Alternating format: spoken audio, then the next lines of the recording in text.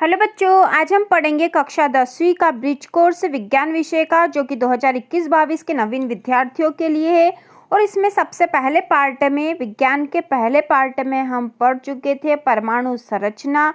तो परमाणु संरचना के अंतर्गत हमने पढ़ा था डाल्टन का परमाणु सिद्धांत, और डाल्टन के परमाणु सिद्धांत, परमाणु और उसके रचक कण, परमाणु का आकार कैसा होता है, उसमें कौन कौन से उसके रचक कण होते हैं। रुदरफोर्ड का परमाणु मॉडल पढ़ा था, और इस मॉडल के साथ ही इसके दोष भी पढ़े थे। बोर का परमाणु मॉडल पढ़ा था, और परमाणु क्रमांक, द्रव्यमान संख्या क्या होती है, और समस्थानिक और समभारिक पढ़ लिए थे।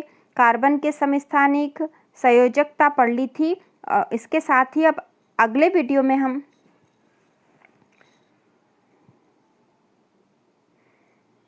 संयोजकता पढ़ ली थी। यदि आपने यह वीडियो नहीं देखा हो तो चैनल की प्लेलिस्ट में जाकर देख सकते हो। और आज हम पढ़ेंगे तत्वों का आवर्त वर्गीकरण। तो तत्वों का आवर्त वर्गीकरण आवर्त सारणी में बताया गया है। और यह शुरुआत कैसे हुई इसकी, तत्वों का आवर्त वर्गीकरण क्यों किया जाता है, इसे हम देखेंगे। रसायन विज्ञान में तत्वों की संपूर्ण जानकारी एवं उनके गुणधर्मों के अध्ययन के आधार पर रासायनिक पदार्थों की जानकारी को सुगम बनाया जा सकता है। यह अध्ययन परमाणु नाभिक में उपस्थित कणों, इलेक्ट्रॉन, प्रोटॉन तथा न्यूट्रॉन तत्वों के इलेक्ट्रॉनिक विन्यास एवं संयोजी इलेक्ट्रॉन के आधार पर किया जा सकता है। समय समय पर वैज्ञानिकों द्वारा नए तत्वों की खोज की गई। आज तक हमें लगभग 118 तत्वों के बारे में पता है। इनमें से हाल में खोजे गए तत्व मानव निर्मित थे। वैसे अभी भी नए तत्वों की कृत्रिम रचना के प्रयास जारी है। इतने सारे तत्वों और उनके असंख्य यौगिकों के रसायन का अध्ययन अलग अलग कर पाना बहुत कठिन है। इस कठिनाई को दूर करने के लिए वैज्ञानिकों ने तत्वों का वर्गीकरण करके इस अध्ययन को संगठित किया और आसान बनाया। तो इस कारण से तत्वों का वर्गीकरण किया गया, ताकि हम आसानी से उन्हें समझ सके, उसका अध्ययन अच्छे से कर सके। सबसे पहले ज्ञात तत्वों को धातु, उपधातु एवं अधातु में वर्गीकृत किया गया। जैसे जैसे तत्व और इनके गुणधर्मों के बारे में हमारा ज्ञान बढ़ता गया, वैसे वैसे उन्हें वर्गीकृत करने के प्रयास किए गए। इतना ही नहीं, इस संक्षिप्त तरीके से सभी तत्वों से संबंधित रासायनिक तथ्यों का अध्ययन तर्कसंगत रूप से तो कर ही सकेंगे, भविष्य में खोजे जाने वाले अन्य तत्वों के अध्ययन में भी मदद मिलेगी। आवर्त सारणी का विकास वैज्ञानिकों द्वारा अनेक अवलोकनों और प्रयोगों का परिणाम है। तो इस प्रकार से तत्वों का वर्गीकरण करने के लिए, उनका अध्ययन करने के लिए आवर्त सारणी का विकास किया गया। तो इसकी शुरुआत होती है प्राउड की संकल्पना से। प्राउड के अनुसार प्रत्येक तत्व हाइड्रोजन से बना है। तो प्राउड जो साइंटिस्ट थे, वैज्ञानिक थे, उन्होंने ये संकल्पना प्रस्तुत की थी कि प्रत्येक तत्व हाइड्रोजन से बना है। तत्व के परमाणु भार n गुणा हाइड्रोजन का परमाणु भार, यहाँ n बराबर 1, 2, 3। तो तत्व के परमाणु भार किसके बराबर हो गया? n गुणा हाइड्रोजन का परमाणु भार। तो तत्व का जो भी परमाणु भार होगा, इससे n वो संख्या यहाँ आ जाएगी और हाइड्रोजन के परमाणु भार का गुणा हो जाएगा। प्राउड की संकल्पना की कमियां। प्रत्येक तत्व हाइड्रोजन द्वारा नहीं बन सकता है, ठीक है, यह कमी थी उनकी संकल्पना की। और तत्व का परमाणु 4 निश्चित पूर्णांक में नहीं पाया जाता है, तो इस प्रकार एक कमी थी। उसके बाद है अगला जो है डोबेरिनर के त्रिक का नियम। डोबेरिनर ने एक नियम दिया था, जो था इसने तत्वों को 3 समूह में वर्गीकृत किया, जिसको उन्होंने त्रिक कहा। डोबेरिनर के अनुसार केंद्र के परमाणु का परमाणु भार अन्य 2 बाहरी तत्वों के परमाणु भारों का गणितीय मध्य होता है। उसने कुछ सामान्य तत्वों को निम्न प्रकार से वर्गीकृत किया था, तो ये इतना महत्वपूर्ण नहीं है। इसके बाद अगला है डोबेरिनर के त्रिक के नियम की क्या कमियां थी। तो उनका जो कमी थी, कुछ त्रिकों में तीनों तत्वों के परमाणु भार लगभग समान होते हैं। और इस नियम की मुख्य कमी यह थी कि जितने भी ज्ञात तत्व थे उन सभी को त्रिक के रूप में वर्गीकृत नहीं किया जा सकता था। इसके बाद जो अगला जो नियम है न्यूलैंड के अष्टक का नियम। न्यूलैंड के अष्टक का नियम जो कि सबसे महत्वपूर्ण नियम है। जोहेन ए.आर. न्यूलैंड ने समान गुणों वाले तत्वों को समूह में वर्गीकृत करने का नियम दिया। इस नियम के अनुसार जब तत्वों को उनके परमाणु भारों के बढ़ते क्रम में व्यवस्थित किया जाता है, तो आने वाला प्रत्येक 8वां तत्व गुणों में प्रथम तत्व के समान होता है। जैसे संगीत के स्वर सा रे गा मा पा धा नी सा, उसी प्रकार 8वां जो तत्व होगा गुणों में समान होगा। जिसे संगीत के स्वर है उसी प्रकार यहाँ बताया गया है। सा रे गा मा प ध नि सा, 1 2 3 4 5 6 7 8, जिसे तत्व है lithium, beryllium, boron, carbon, nitrogen, oxygen, fluorine, और इनके परमाणु भार दे रखे हैं, यहाँ पर परमाणु भार है। फिर अगला जो है तत्व है sodium, magnesium, aluminium, silicon, phosphorus, sulphur, chlorine. ठीक है, तो जिस तरह संगीत में प्रत्येक 8वां स्वर प्रथम के समान होता है, इसी समानता के आधार पर न्यूलैंड ने अष्टक का नियम प्रतिपादित किया। इस नियम के अनुसार 8वें तत्व सोडियम के गुण लिथियम से समानता रखते, उसी प्रकार बेरिलियम, मैग्नीशियम आदि। न्यूलैंड के अष्टक के नियम की कमियां क्या थी? तो न्यूलैंड का अष्टक का नियम केवल निम्न परमाणु भार वाले तत्वों के लिए लागू होता है। यह नियम भारी तत्वों के लिए असफल होता है। उत्कृष्ट गैसों की खोज के पश्चात न्यूलैंड इनकी स्थिति दर्शाने में असफल रहा। फिर अगला जो है लोथर मेयर वक्र।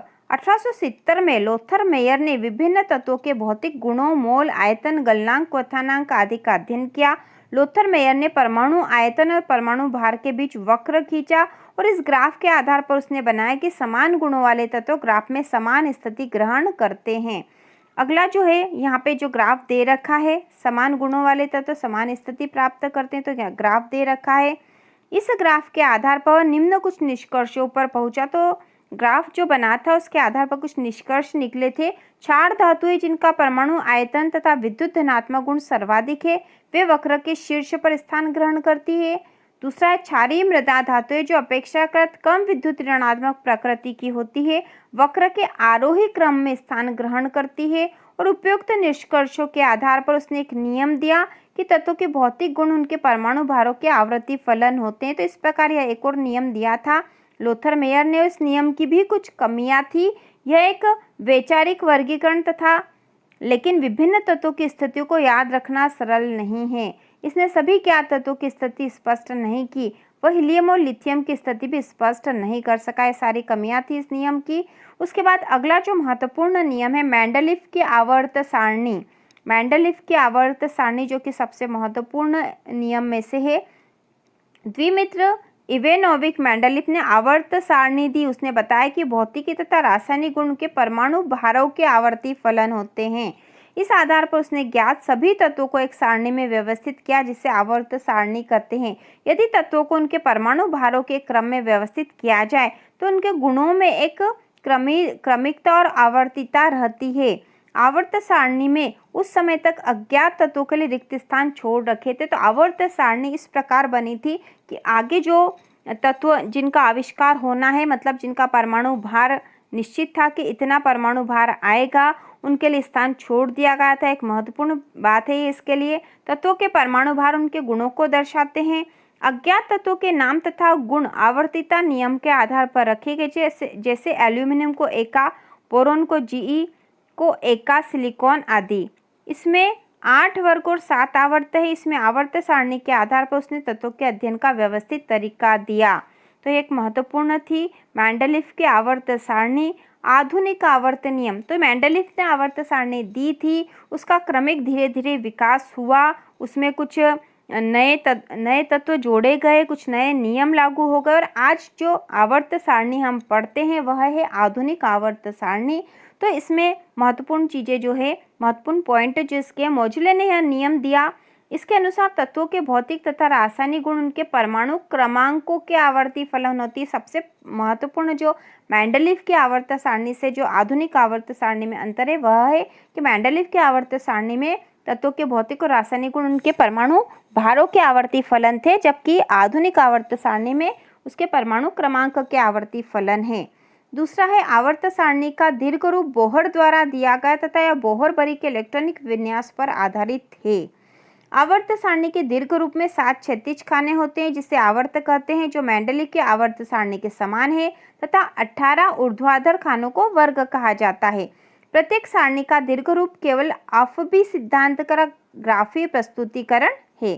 प्रत्येक आवर्त में नए मुख्य क्वांटम संख्या से इलेक्ट्रॉनों का भरना शुरू होता है तथा बाह्य कोश के भरने पर पूर्ण होता है। तो ये उनके कोश किस तरह से भरते हैं इस बारे में भी बताया गया है। इसका अध्ययन निम्न 4 भागों में किया गया है। बायां भाग, इसमें 1 तथा 2 वर्ग के सदस्य सम्मिलित किए जाते हैं जिसमें विद्युत धनात्मक गुण तथा उच्च क्रियाशीलता धातु सम्मिलित है। इसका अपवाद है हाइड्रोजन।